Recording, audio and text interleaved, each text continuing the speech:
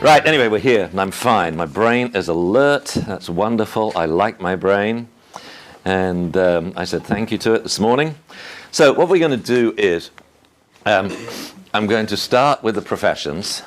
So we'll start with shelters, then we'll go back to where it all starts, puppies. Because everyone focuses on shelters and rescue. You see the signs around here.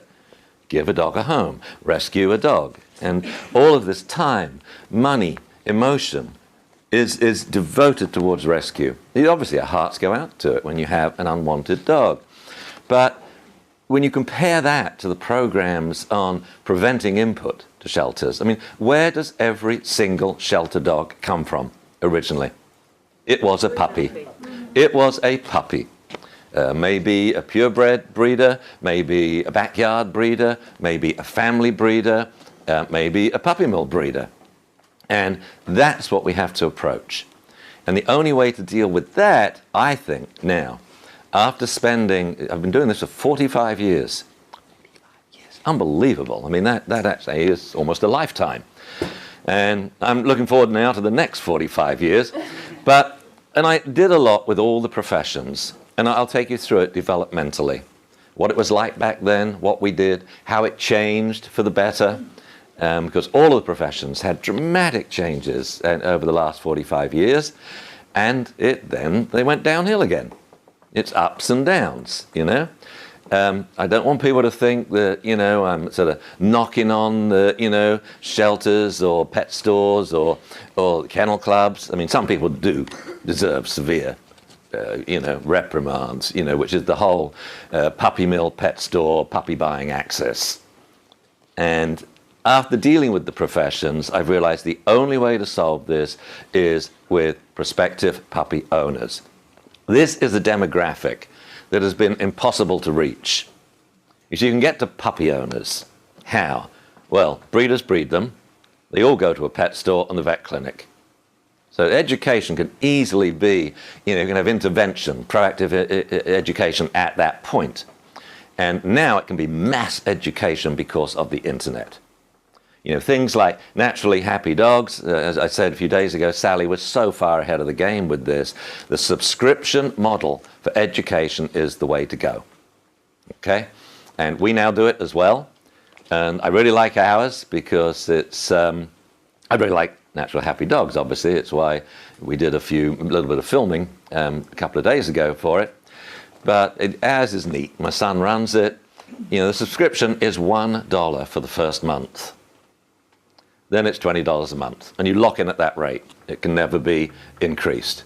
And you could just say, right, I'll pay $1 and spend a whole month watching this stuff so you get it all for $1. And when you think of the dollar amount that you're getting, I mean, you're getting something like 15 one-day seminars.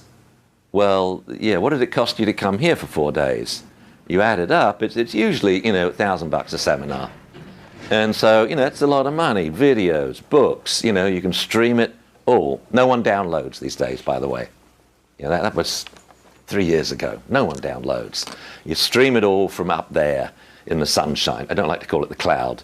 It's very depressing, although it is probably the cloud in the UK. But where I am, it's up in the sunshine and the blue sunny skies and all this stuff. Comes onto your computer anytime, anywhere, round the world at your convenience. Not 10 to 5. That's in the middle of the daytime. You know, we're getting to the point where in England, daylight hours are precious. It won't be long before you say goodbye to the sun at 4 p.m. And then it's a long, long wait till you see it again. Maybe 4 months. Who knows? So the subscription model is the way to go. It is now possible to reach prospective pet owners with massive emailings. And part of what I want you all to do today, and I've been talking to various individuals saying, you must do this, don't let me down, you must do this, is compiling massive email addresses. Now, some professions have them already. Who has the biggest email lists of all the dog professions? Veterinarians? No. Pet store owners? No. Shelters? Yeah, because they're always looking for money, they're always looking for donations. Well, that's a great conduit, all set up to send out information. I've been busying myself away writing information in really nice, discreet packages. So they can be emailed. You can take it down from the websites. You can put it in your newsletters. You can put it in mass emails. You can put it on your website, as long as it maintains the one, the origin website address, which would be dunbaracademy.com and dogstardaily.com. So dunbaracademy.com is the subscription model for people who are really, really, really, really, really interested in this stuff. Dogstar Daily is the free website if you just want to say house train your dog, or teach him to shush, or learn how to teach him manners. So it's emailing. What will happen is, because we have to effect a quantum leap in what's been going on. The same way years ago, it took 10 years when I held the first off-leash puppy class. I mean, it was just absolutely revolutionary and different. That you had puppies at 3 months, and you let them off leash, and you trained them up using food lures, food rewards, toy lures, toy rewards, and a little bit of science, a very little bit of science. It wasn't much, but what we were doing, we just accelerated training so much. It was just unbelievable. And we did the thing that couldn't be done. Rather than dealing with a temperament problem in an adult dog, we're picking it up at 3 months. We now pick it up at 8 weeks. And we look at every dog, and it's about half of them, and the trainer's warning is, your dog's in trouble already. 8 weeks, he's in trouble. He is not running up to your little boy. He's ducking his head when your husband reaches for him. The signs are there already. He's struggling when you try and look in his ears or hold his paws. So you now end up with an adult dog, poor thing, who's going to snap and bite and panic when you're clipping the nails or cleaning the ears or just hugging them, let alone restraining them in the vet clinic. You see, and that is the single undoable thing. You can manners train a dog any time in your life. So Claude, our big red dog, we didn't train him till he was 12. I mean, it's ridiculous. I don't know why, what happened there. I was just leaving him for Kelly to train, and she didn't want him, so she's leaving him for me to train. No, she's not. She didn't want him. I wanted him. I wanted a big red doofus. So I got the big red doofus, but we just didn't train him. We had other issues to do. We had to stop him biting people first, and then stop him eating things, because he had 5 gastrotomies in his life. I mean, it was a life-threatening problem he had. So that's where all the food went. Food went into Kongs. And you'll see him in the Good Little Dog book. If you flip through, he does a testimonial. Hello, my name's Claude. I'm a Kongaholic. Kong saved my life. I used to eat basketballs. He did, and we got him. He's shaven, and they pulled a basketball out of him. And teach manners any time in the dog's life. So we started training Claude when he was 12 to fetch and to sit and to do neat stuff. It's funny. When we found the thing that he loved, lettuce. You could train this dog to do anything for lettuce. And when Cesar Millan came to film at my house, we're demonstrating with Dune and Hugo and all this stuff, and showing him how dogs are trained. And he said, well, what does the big red one do? And Kelly and I look at each other thinking, well, not much. And so I said, well, he can find lettuce. I said, yeah, sure. I said, take him outside, Kelly. And I got a little bit of lettuce in the fridge. And I looked around the room and I hid it behind Caesar. He's sitting in a chair, okay? I said, all right, send him in, Kelly. So she said, find the lettuce. And he comes in the room like this. Great air center, and whoom, pulls that lettuce out from behind, which frightened the living daylights out of him, because the 110 pounds of, Roddy Coonhound, coming in at you. He's got the lettuce. So then I said, actually, you can train him for lettuce. So I brought a bit of lettuce out. I showed him. I said, Claude, sit. And he looks at me and goes, I know this one. Can I call a friend? No, hang on. Wait, no, sit. Yeah. And he'd do it, but he's so slow. I said, watch this. Claude, sit, down, stand, down, sit. Unbelievable. So then Caesar says, can I train him? And so I said, okay, but you have to hold the lettuce in your hand or else your hand will disappear. All right? And so I taught him how to heel Claude. So a little bit of lettuce in your left hand, and you go heel, like this, and you go sit, and give him the lettuce. So Caesar's heeling around my living room, and he stops, and he turns to the camera, and he says, I feel like a Caesar salad. Anyway, getting on with this. So, we will then go through each profession at a time, how I think we can change them. Win, win, win, win. This is win for breeders, win for the Kennel Club. You know, everyone's going to love them. This is win for the owners. You know, it's win for the vets. I mean, when I think what's done in behavior, it's like you're just trying to make your life a misery and difficult for your clients, which are puppy owners, dog owners, and the dogs. And it's a shame. And it's time to change, and we have some tricky things that we have to say, especially when it comes to breeders and shelters. Okay? The other stuff is pretty easy. Pet stores, easy. Veterinarians, easy. They'll get it very quickly. But the program needs to be pushed by the owners. So once we've gone through each profession, then later in the afternoon, we'll go through the owners and the various checklists I've developed for them so they can assess how good is this breeder. Now, as soon as I say that word, you know, the Kennel Club and a lot of breeders, hackles are going to go up straight away. So I will state again, if you take any profession, including doctors, lawyers, if you rank order according to any criterion, the individuals in any profession, half of them will fall below median. It's something we forget. Our assumption is the doctor is good. Yeah, some of them are brilliant. They rank number 1. Some of them are not so good. They rank 100. It's just a fact. We think about this if we're selecting a plumber, right? Yeah, but we don't when we select a breeder, a shelter, veterinarian, or dog trainer.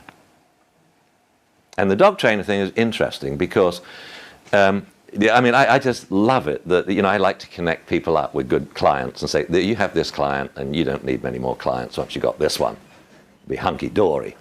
And they're really suspicious, these clients, and then, bam, you've trained the dog to pee on cue. You are now a god.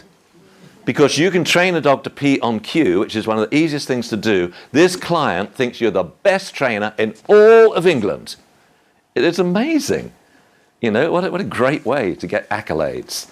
So just learn to train kitty cats and puppies to pee on cue, and people will think you're magic. All right? Even teaching them to sit. You're like, wow. You know, it's such simple training. But otherwise, we rank order the training profession. Some are really good at doing what they do. Some of them are off track because they don't realize what they're doing. They should be teaching pet owners how to teach their dog in the quickest, easiest, most low skill set way, instead of thrusting on them a training technique that's too complicated, too slow, too laborious. So here we go.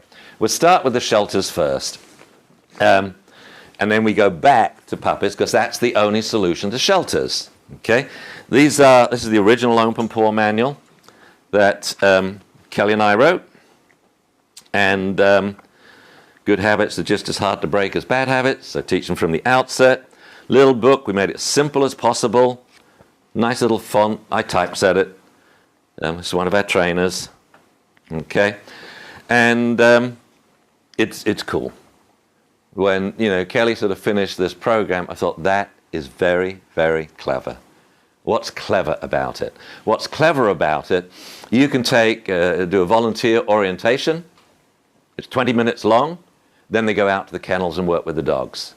Men, 5-year-old children, 80-year-old women. Classical conditioning, all in unreward training. Totally safe. All the food, the dogs are fed in containers outside of their door. So feeding is quicker now at the shelter. You don't go in the pen, you don't have a food bowl that can be tipped over and the kibble's everywhere and the dogs defecate on it and mash it up. No, the food is hand delivered. Classical conditioning or all in unreward training. Those two little training techniques alone, which as you now know, classical conditioning is just the simplest thing to do. You say, hello puppy, here's a treat, and another treat, and another one. And would you like 6 more? Good. And the puppy says, this could be the beginning of a beautiful friendship. Yep, the last line in Casablanca. Next up, all in unreward training. You just look at the dog. You don't tell him to do anything. You don't need any skills. And when he does something, you say, good boy, and you toss in the treat. That will, within a matter of days, change this shelter, which is a population that varies day to day with incoming dogs, into a calmer, barkless place. Just that alone is huge. It's now a nice place to come. Okay? Shelters just will not work unless they have a massive volunteer base. Now, when I started talking about the stuff, I say at the Open-Paw conferences we put on, I gave a lecture, I mentioned it before, it was called Yes But. These are the excuses for not doing this. And it's amazing. And they come from the top down. You're dealing with a non-profit, an animal non-profit, that has a board of directors, and there's not one person on the board of directors that could tell you how to litter box train a cat. I mean, serious here, ask them. Write down in 50 words or less, words that a 5-year-old child can understand how you litter box train a cat. Now, litter box problems in cats comprise 25.4% of cat and dog behavior problems. This is based on tens of thousands of cases. I set up a free national animal behavior hotline in the 80s, and we had calls from all over the country in the States. And we just tabulated what's the problem. I used to bet people. I'd say, if you give me 5-to-1 odds, when that phone rings, I'll tell you what the problem is, and I'll tell you the species. People said, how? You know. So phone rings, I said, it's cat litter box. I mean, I have a 4-to-1 chance it's cat litter box, and I've got 5-to-1 odds. I just kept making money. That's what we did, and then they got the point. All you have to do to become a really efficient behavior problem counselor is learn how to litter box train a cat. Piece of cake, right? You can make a fortune now. You can make a fortune, and what a lovely, easy problem. You don't get bitten, you know, and you solve their messy problem. Now their house doesn't smell like cat urine, you know? If you know it's a cat, there's a 51.2% chance it's a cat litter box problem. It's amazing, very different from dogs. In dogs, you've got about 9 prime problems that comprise about 85% of your caseload. In cats, you've got 1 problem that comprises 51%. Okay. So getting this information out there, you know, we've got to stop filling up shelters. So I did an analysis of shelter input, shelter output. We'll go through that in greater detail later. The statistics were all fiddled until I got to them. You know, this was a no-kill shelter. It was one of the first in the world. Except they were euthanizing about 30% of the dogs that came in. Oh, no, it's no-kill of adoptable animals. Well, what's adopted? I mean, it was just fiddling it, and that wasn't fair, because in that city, you had an SPCA that's getting money, it's really rich, had millions of dollars in the bank, really expensive donors giving all their money to this shelter, and they wouldn't take in dogs if they could help it that had to be euthanized, but they ended up with about 30% that had to go. In the same city as animal control that has to take every dog, and they made them look bad. Say, we don't kill dogs like animal control. And that just ain't fair, you know? Anyway, I looked at input and output, and it became very obvious to me where the dogs are coming from, because you know what people say when they surrender a dog, and it's absolutely untrue. And one of the things I've learned in the world of dogs, I never believe anything a dog owner tells me. Now, I don't mean this in a nasty way. You know, they're not lying. I call it man lying. They are telling you what they think you want to hear. And no, I was just down the pub, honey, honest. I only had 2. And they will never tell you the dog snaps, nips, growls, bites. And of course, that's the one piece of information you've got to find out. I don't care about anything else. We can teach him manners, we can solve the behavior problems.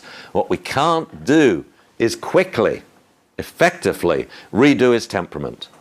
That has to be done in puppyhood.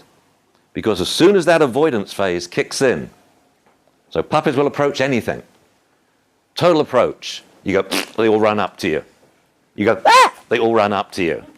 And that starts to stop. The first signs you see about 8, 9 weeks.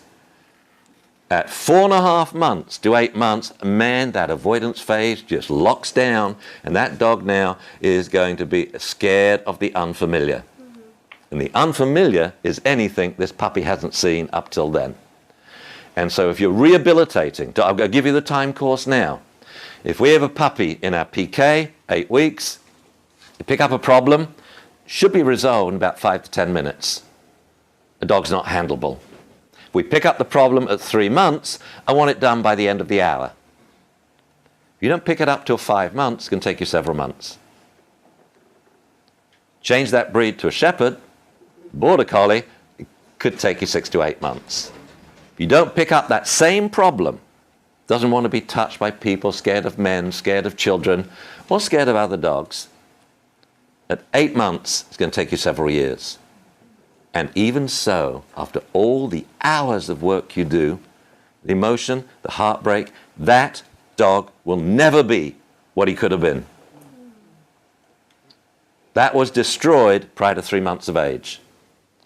And that's what it is. And this process is natural, early approach, later avoidance, the avoidance phase. And having said that, there's no such thing as a fear period. It doesn't exist. When you go back to the original study, it was a ridiculous, stupid study.